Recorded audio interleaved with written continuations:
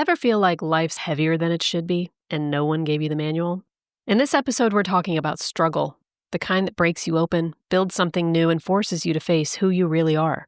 From parenting to personal reckoning, we're pulling back the curtain on what it takes to grow through the mud. It's not easy, but it just might change everything. Hey, I'm Morgan. I'm Chris. Welcome to the Midlife Mud, where we promise to bring the real shit, all the grit, and pretty much zero clue about how to deal with this crazy phase of life. And by the way, because this is all about feeling less alone, what we want most is to connect with you. Absolutely. So take a few seconds and visit themidlifemud.com and join our community. And you'll stay up to date on all the dirt. And even better, become a part of the conversation. We can't wait to see you there. All right. Tighten those boots and let's get muddy.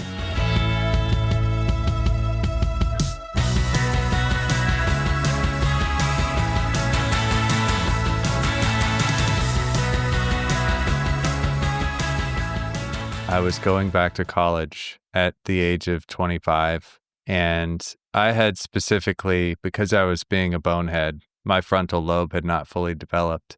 You're right there. I was trying to avoid school until I realized I wanted to use my brain more. And so I embarked on this journey of going back to school at the age of 25. It was really hard, very intimidating for me at first. There were moments where I felt like I couldn't do it. There was this inherent struggle. And obviously, had I not done that, I wouldn't be in the career that I'm ultimately in. And like lots of good things happened from that. But it was a struggle. What's the value of struggle? Is there a value to struggle? Is that something that is inherent to life that we shouldn't try to avoid? Right. Is struggle a good thing? And in your case? Well, in that case, I would say yes. But there have been other times where I've really been struggling, or that's what I called it, and it wasn't good. There are certainly different kinds of struggle. As we're talking, I want to highlight the fact that the world that you and I grew up in terms of our privilege, yes. Like, do we even really know struggle, right? There are levels of struggle. Yeah. And there are people who really do massively struggle. Yes. To no fault of their own. That's a whole other thing. It is. So there's another question, is all struggle created equal?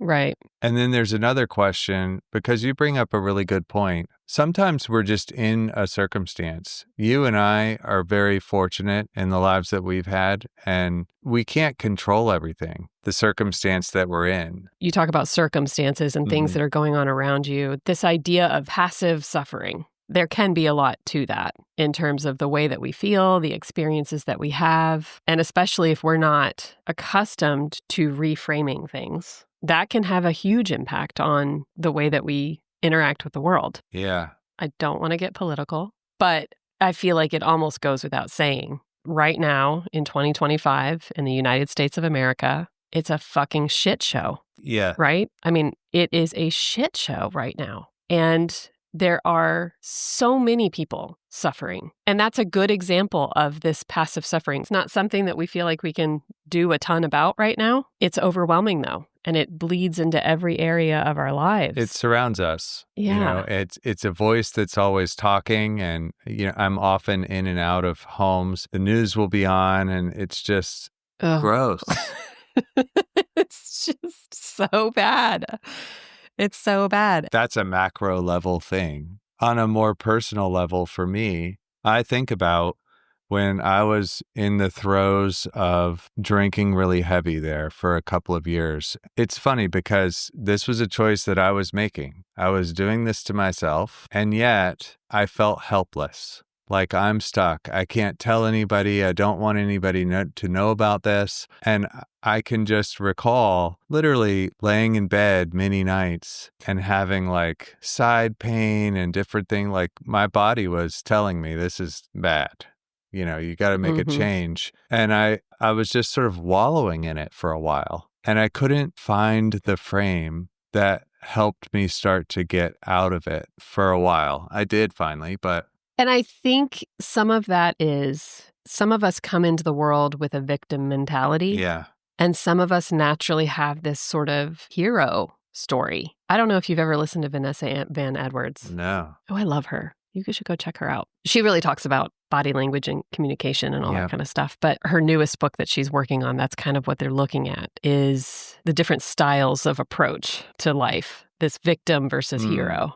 And I find that really interesting because the reality is we are all going to experience some level of struggle. The hardest thing you've been through is the hardest thing you've been through, whether it matches what that person over there experiences or not. And I was going to say that I gave an example from my own life about drinking, but one of the things that's happened for me in my own recovery from that is a greater empathy for the struggles that people deal with kind of quietly. And it's not always drinking. Like there are a lot of struggles out there, eating problems or being overweight or being addicted to screens or being compulsive about cleaning. I don't know. I mean, I'm starting to make stuff up. We all have our things that we can get to a point that it's just too much and we feel stuck in it. And that can cause a lot of suffering. But when you put that up against the idea of struggle, like what are we really talking about here? I think one of the words that's important, so we're talking a little bit more about how do we frame, and the idea of active struggle. Active really represents a purposefulness, right? There's some sort of purposeful effort. So back to my school analogy, I knew what my goal was. I knew why I was sitting there torturing myself with chemistry and math and all of that because I was going for this bigger goal. And so that brought purpose to that struggle. You were an active participant in overcoming it. Yes. When I stopped drinking, I knew that I was going to live a shorter life and be less connected with the world around me if I didn't stop that behavior. That became my motivation. So then it became more of an active struggle, like I was trying to get somewhere. So you're saying there's something about having a goal. Goals are involved, yes. And I think purpose and goals are very interconnected. Well, ideally they are. Yes. Hopefully.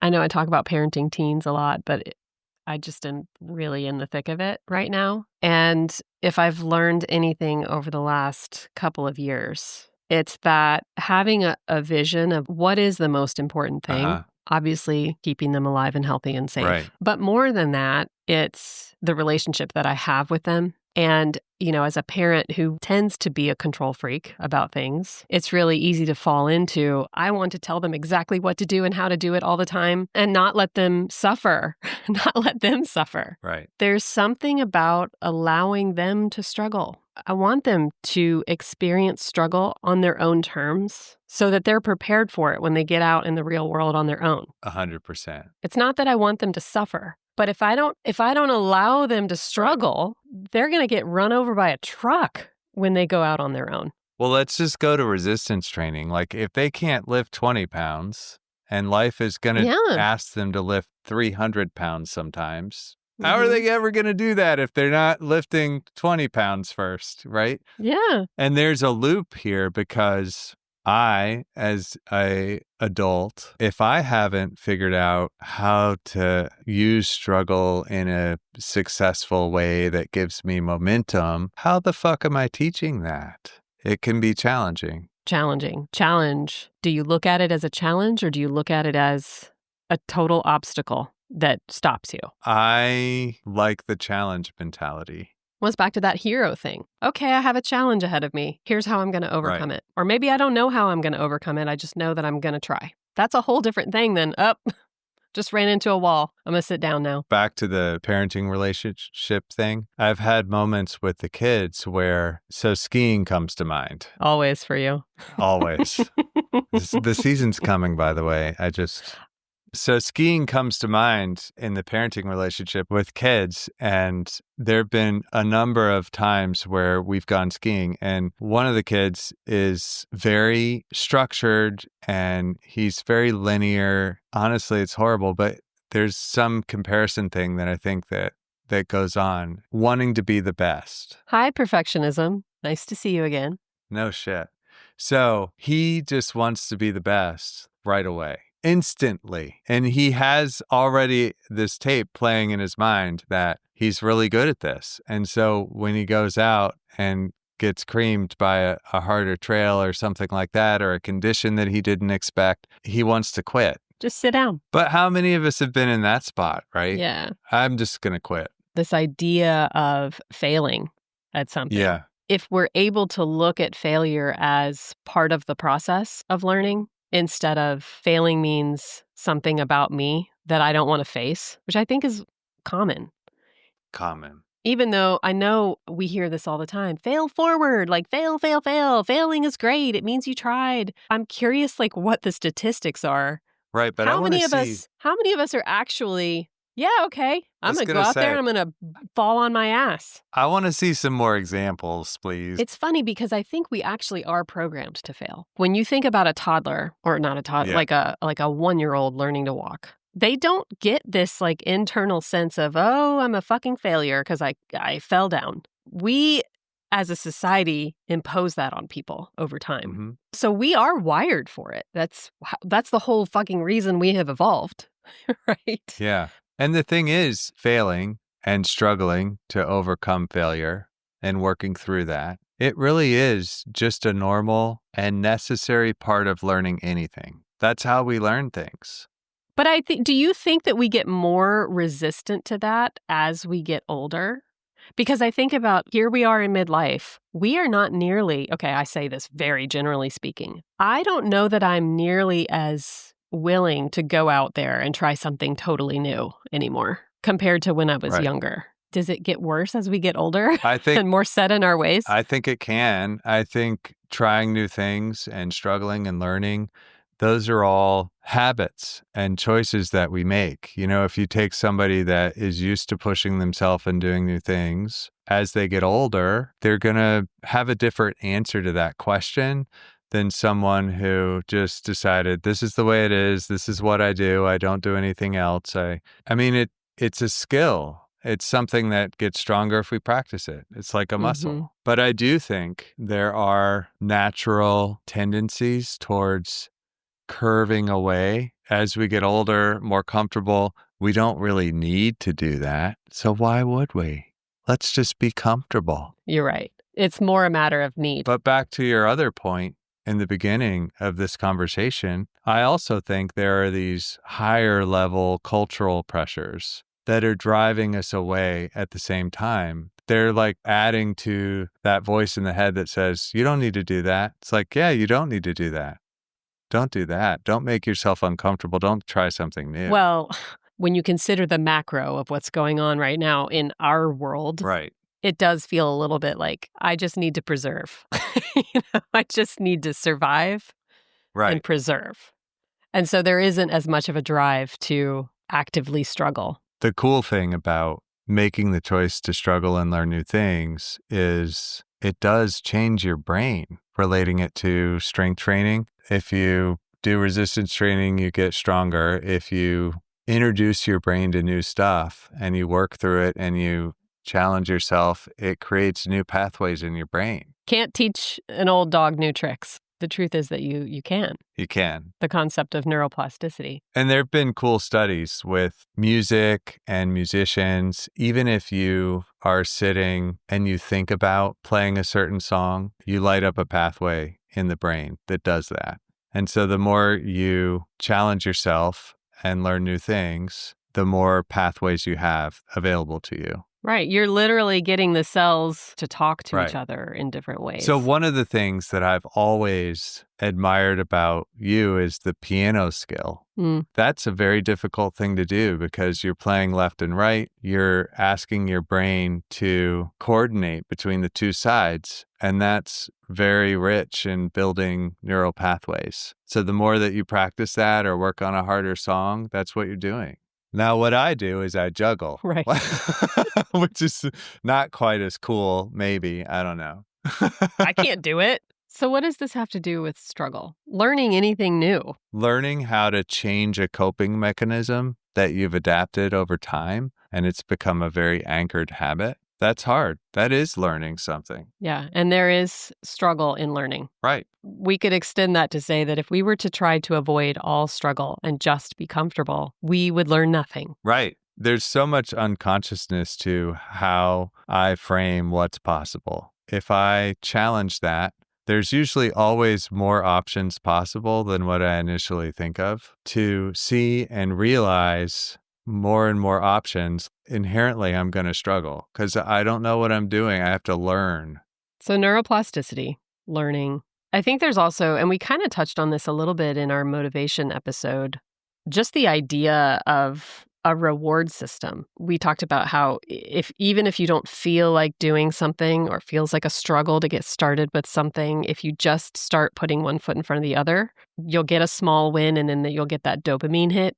Also in episode 4, we talked about this, Anna Lemke's book, The Dopamine Nation. Yeah, that was the screen stream and scrolling episode. Yeah. There's also been research that talks about how moderate stress, not like crazy stress, but a certain amount of stress is actually a good thing. They call it eustress. It can be motivating.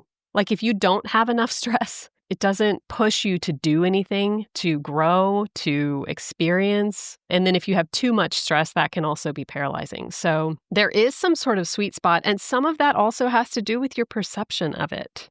You know, is it the end of the world? Am I the victim here? Or is this just enough? Right. When you go to speak in front of 1,000 people crowd, the nerves that happen in your body, that's actually a good thing. That's going to give you a lot more focus. If it's not overwhelming, right? It has to be the right level. With the public speaking, when I started doing that, it was so bad. I was almost fully paralyzed several times when I started doing that. That's actually a number one fear for a lot of people is public speaking. I know. Yeah. Of course, because you just freeze up. Yeah. You know, it's the fight or flight. That's the flight thing. And in the course of a 8-year period, I probably did 75, I don't know, something like that. I counted it once, public presentations on all different kinds of stages, but a number of them were pretty big crowds. What I found is the nerves never went away. Right. But I got to a point where I could manage it's almost like I could use the nerves as a tool to bring me more energy into my presentation. But I had to practice that. After the first time when I nearly froze, I was at this place in Las Vegas. I'll never forget it. I never wanted to do it again. Yeah.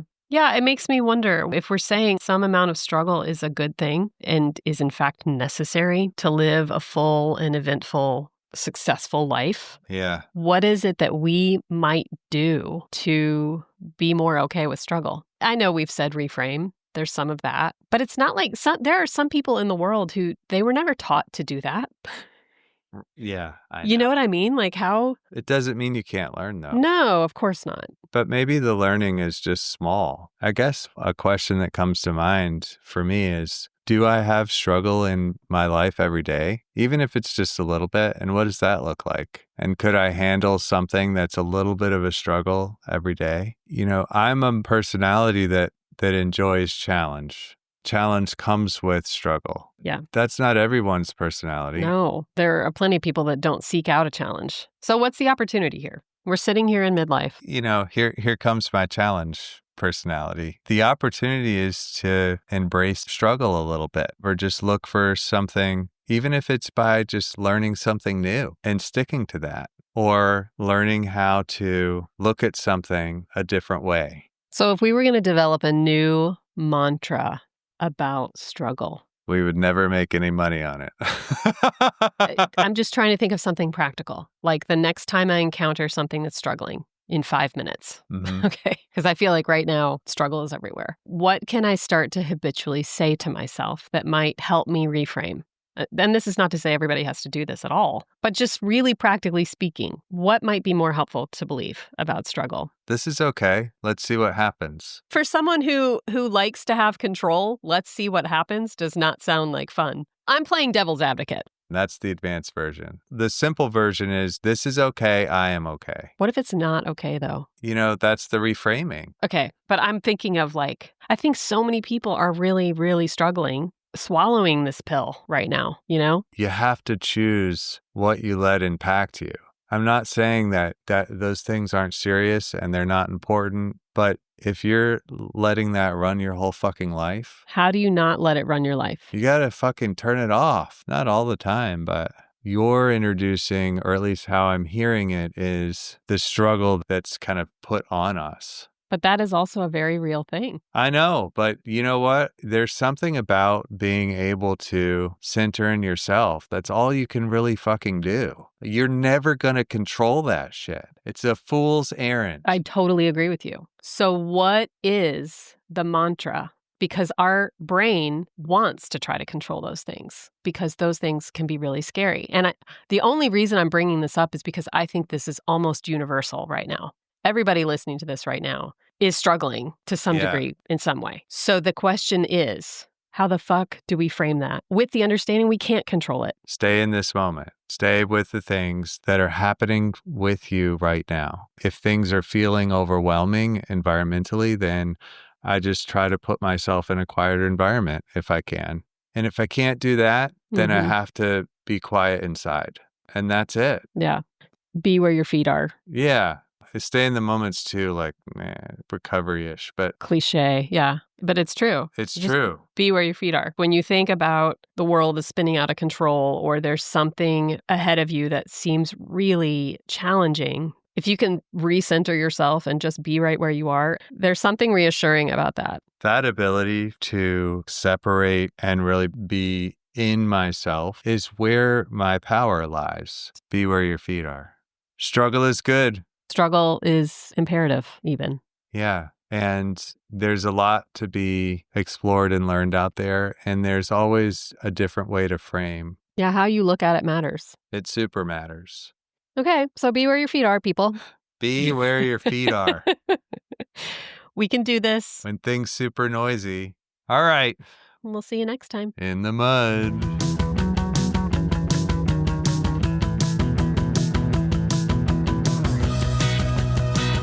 Thanks for being with us in the mud today. If you liked this episode, do us a huge favor and subscribe to the show. This is going to make sure you never miss an episode, and it's going to help us grow our muddy community, which would mean the world to us. See you next time in the mud.